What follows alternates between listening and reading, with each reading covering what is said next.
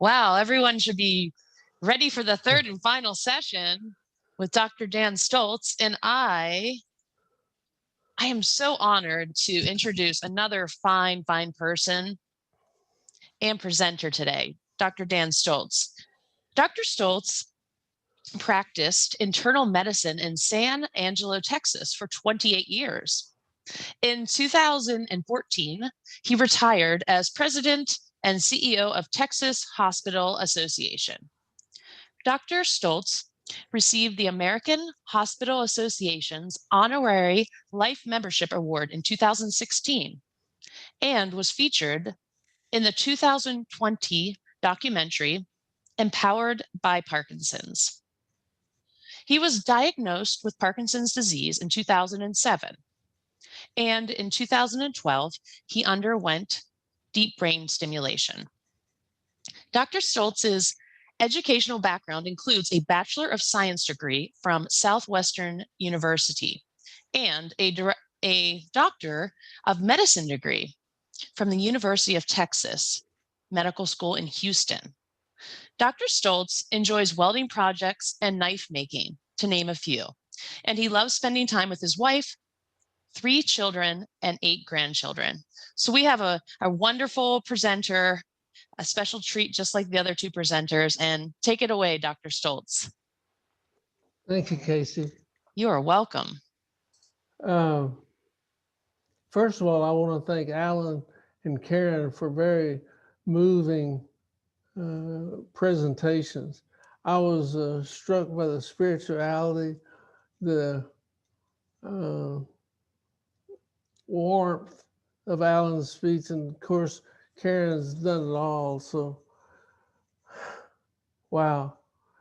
I'm 71. I've had Parkinson's for 14 years, as Casey said. I went to medical school in Houston, did my residency at the University of Kentucky. And after 28 years of practice, I went to be the president and CEO of Texas Hospital Association. I retired in 2014 and taught leadership to medical students at a Texas medical school. A little bit shift in my story might make it better. I was 57 when I was diagnosed, and my right-sided tremor got so bad that I could not be controlled without a lot of medication. My doctor recommended DBS. I did my research, and I had it done in March of 2012. It was like a miracle.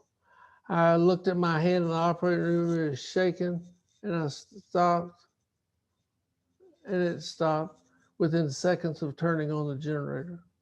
It was like an instant miracle for me. It took several months to fine tune it, but after that, it was like a restart. I was able to go off all my medicines for 3 years, and now 9 years later, I'm on very small doses of Rytary. I retired in 2014 for several reasons, one of which I was having trouble focusing on work, probably due to Parkinson's disease. Secondly, I had the financial means to retire. But thirdly, I did not want the board of directors coming to me and telling me it was time to retire. I wanted to pick the time. Over the last 15 years, it's been proven that exercise has slowed the progression of Parkinson. Stretching and lifting small hand weights is good exercise, but apparently it does not slow the long-term progression of the animal. It's the exercise that gets your heart rate up and keeps it up for 15 to 20 minutes that's been shown to be the most effective exercise in slowing the disease. And Karen's video mentioned part of that. Whether or not it's running long distances, Allan does, high intensity exercise 3 to 4 times a week, non-contact boxing, or working out with heavy weights 3 to 4 times a week, it seems that it's the higher resistance, harder exercise that makes the greatest difference. Remember that and other medicines are used to control symptoms, but they do not affect the disease's progress. So I do non-contact boxing at a gym. It involves hitting at all sorts of punching bags, and it's fun. I'm sure many of you have heard of rock steady boxing. David Finney, Michael J. Fox, Alan Alda, Atlanta, Ronstadt, they all box. I've boxed since 2016, and I started back this year, April 1, after I got the vaccine. Well, why does it help? I'm not sure researchers know for sure, but potentially it helps by making you cross the midline on a target.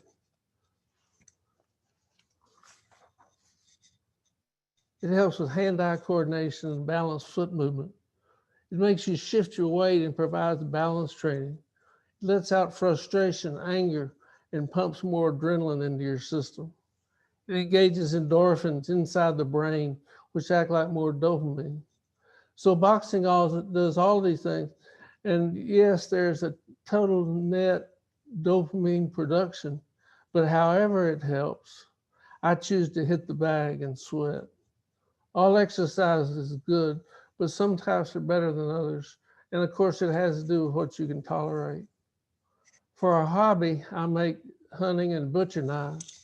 And I'll show you a couple of those. It's a butcher knife I made. It's a hunting knife I made. It's another hunting knife I made. I lift weights, build rock walls, chainsaw overgrowth, tore out drywall after our freeze. We had winter like yours. I try to stay continually active. My neurologist says I'm the only chainsaw operator she has as a patient. I force myself to go outside every day and do something physically challenging, being careful about my balance, which is not so good. Notice I said force myself. The animal would prefer that you're quiet, isolated, subdued, embarrassed to be seen, to be atrophied, to be still, for you to be diminished and minimized. Look at your handwriting. Listen to your voice. Look at the size steps you take. All efforts to minimize you and make you smaller. One of the boxers said Parkinson's is a quietening disease. You have to fight back. Maya Angelou said, you may not control all the events that happen to you, but you can decide not to be reduced by them. And Davis Finney said, I can't control that I have Parkinson's, but I can control how I live with it. Again, echoes of what Karen and Allan have already presented. But attitude is critical. You define how you react. You set the pace and actions intentionally with purpose. You need an attitude about the animal. That's why when I retired, I decided to make it my second priority after family, take it head on to fight. That's why I personalize it and call it the animal. It makes it easy to hit a punching bag. Mowing our 3 acres is not a chore, it becomes a therapy. Getting out, going to the grocery store and hardware store are all physical and cognitive therapies. Reading is cognitive therapy. The more I can do physically, the better, except get on ladders. I don't do ladders anymore. You should develop an attitude of honest acknowledgement of the foe, because Parkinson's does not lose over the long term. But as Allan said, it's a long journey. It's not just an episode of care. It's a long war, not a single battle. And if you've seen one case, if you've seen a case of Parkinson's disease, then you've seen one. No 2 cases are exactly alike. I had the most common onset with one-sided tremor, and I can't find anybody with symptoms that were exactly like mine. It will isolate you from friends and relatives. It will rob you of freedom to move about. It will frighten you into psychological and physical limitation if you let it. If you let it, but you decide how you react. I have a huge attitude toward the animal, and I mark my wins. DBS was a huge win for me. Boxing has been the second win, and I win 3 times a week. Making and creating knives has been my third win, an excellent sit-down creative hobby for me and my shop with Bruce Springsteen piped in. I also try to write about my life stories and my ideas. I keep a journal, put down my ideas and thoughts on paper. I collect quotes and copy down what smart people say. I'm going to shoot skeet in May. Those are all wins. I know my days of heavy exercise and lifting rocks and running a chainsaw are limiting. But if heavy exercise and challenging my abilities to force myself out allows me an extra 2 to 3 years or more, then it's worth the effort. See what I mean about taking the animal personally? In terms of social and peer groups, I feel safe among other boxers, and then the other boxers have become my support group. It's good to be among your peer group, and that's true of breast cancer survivors, AA, bridge players, and people with Parkinson's. Find a group to share with. Start a support group if you don't have one. I like to say when I was practicing that ignorance is never bliss. You can't know enough about this animal. Read Michael J. Fox books. He puts one out about every 2 years. Read about DBS and other procedures. Look at the Parkinson's Foundation website. Enter a drug trial with one or several foundations. Get on a mailing list. Go to webinars. Find out more. Fighting the animal is your job now, and understand how the animal acts. Knowledge is power. How much stronger can you be? Can your wrists ever be too strong in a fall? No. Can you get off the ground by yourself 4, 2, 6 times a day? Make that a goal if you can. One of my goals is to get on and off the floor 6 times a day. If you do that, the animal will have a hard time catching you. Accentuate the positive. Those are all wins. Maintain. There's a good word. Maintain. If you can walk a mile or a half mile or just 100 yards, work to maintain that. Don't let Parkinson's limit your daily distance. Maintain. You decide how far you're going to walk. You've got to fight back. Here's how to chalk up easy victories over the animal.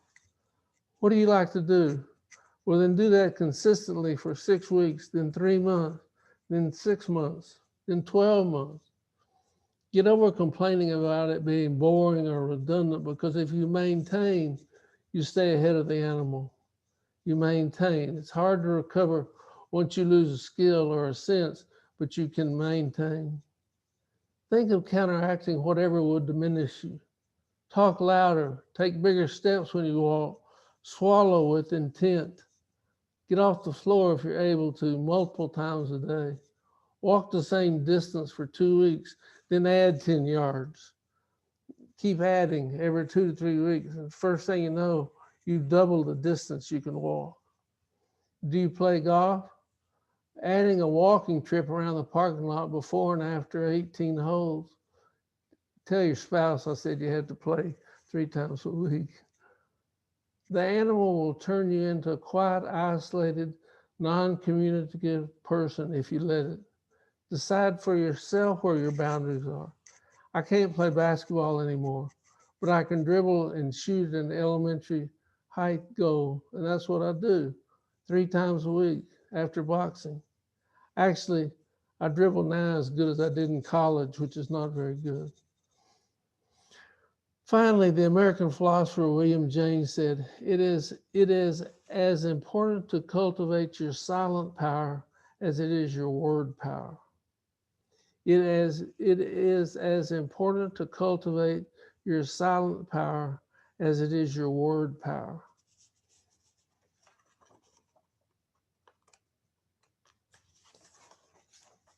You must create and cultivate an inner power to fight back. Don't give up. Don't allow the animal to set the disease parameters. It will make a difference. Get sweaty, exercise.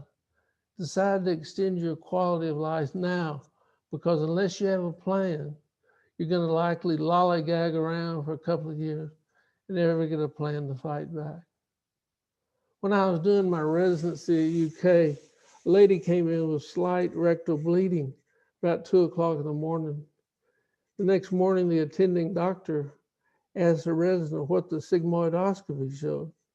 The resident in training said that he didn't have time to do it, that he was going to do it later that morning. And the attending said, "Did you sleep last night?" And the resident said, "Yes, I did. I slept a little bit." And the attending said, "Well, then you had time." Plan to exercise 4 times a week. Set achievable goals and fight back. You can start today. If you don't start today, start tomorrow, because you can make time. Thank you. Blessings on y'all. And I really appreciate listening to Allan and Karen. And I'll be glad to take any questions. Thank you.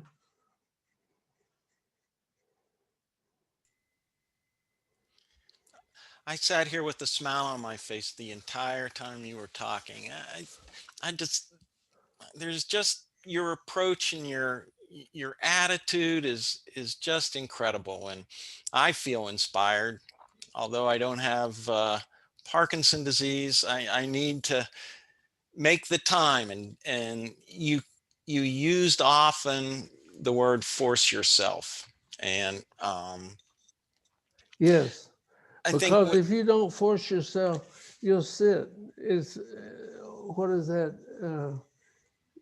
Kinetic and energy, uh, inertia.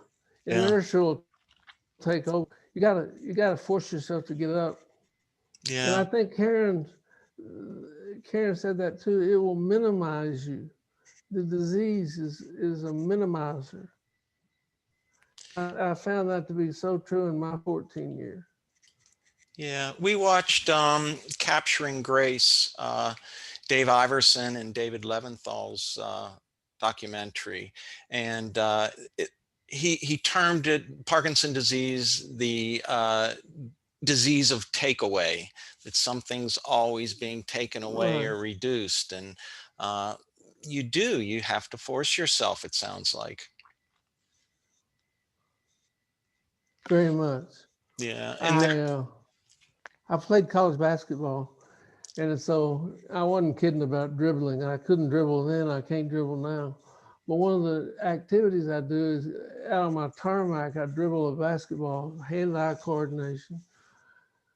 And I started shooting at the basket, and one of my old players came up and said, "You need to raise the level of that basket." And I said, "I'm not in competitive basketball anymore. I don't have to shoot at a 10-foot goal.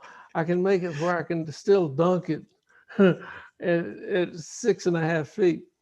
So, yeah, it's, you do have to force yourself to get out. My point of that is I'm attracted to basketball because of a long history. So playing basketball is one thing that gets me up and out, and then I can branch out and do other things.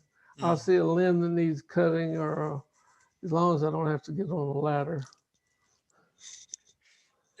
Now, did you have outlets prior to your retirement, like the knife making and building walls and stuff like that, or was that one of the add-ons that Parkinson's and retirement gave you?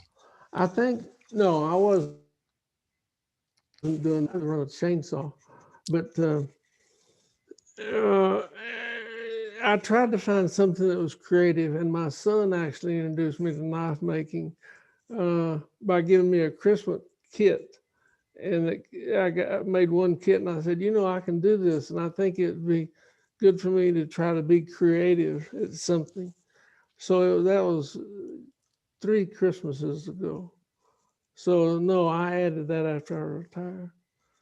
I used to shoot a lot more than I shoot now. I used to shoot skeet and clay pigeons, and I don't do that as much as I used to. But no, those are new hobbies. And when we were talking the other day, when you had your DBS, you said that they implanted the stimulator, the battery, lower so you could still shoot. Yeah, I had to put it in my abdomen instead of up in my chest, which no problem. That'll save room for the pacemaker for my heart. We had a question, well, not so much a question, but a comment about the animal. Could you talk a little bit more about that possibly? Well, it's a little bit like Allan's uh, comparison of illness versus disease. Parkinson's disease, look up Wikipedia. If you want to know about Parkinson's disease, look it up in a book. But the animal is more personal for me, and it gets to the issue of the illness concept. I like to say there's a difference between a physician and a doctor. There's a difference between illness and a disease. Allan's right. I hadn't heard him say that, but he's exactly right. That's a very good metaphor for this. So to me, the animal includes all the stuff, not just sentiment and amantadine, but includes the whole thing of bowel problems and slowness and smaller steps and tripping over the landing as you come in the house, and the care you have to exhibit, make sure you don't fall. All that is the animal. And I think that's more effective for me personally because I'm more aware of the animal being present in everything I do. I'm not worried about missing a dose of medicine, although that's part of it. But I got to be careful where I take a step. And I got to be careful to stay off ladders, which doesn't have anything to do with Parkinson's disease, but it has to do with the animal. Yeah.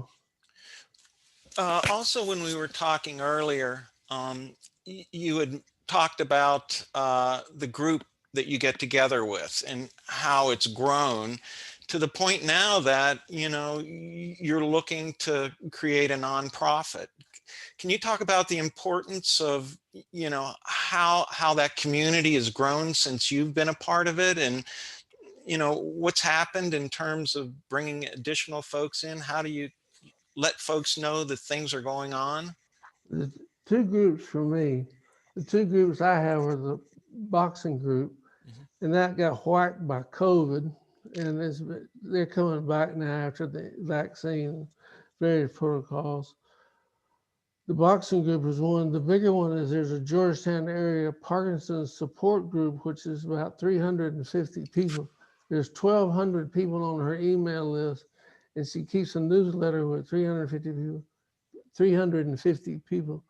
But it's just a group. It's not for profit.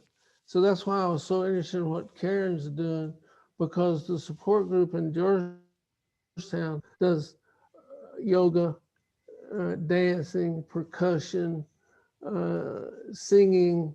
They do other functions. The lady that runs it pays the coaches, but she's been hesitant to incorporate it and to create a not-for-profit. So I've been encouraging to create a not-for-profit, but I don't know that she'll do it. We have to meet in the First Baptist Church gymnasium to get everybody in there. It's amazing. It's a big retirement community here, just north of Austin. And so that I found myself, I first wanted to go only as a speaker.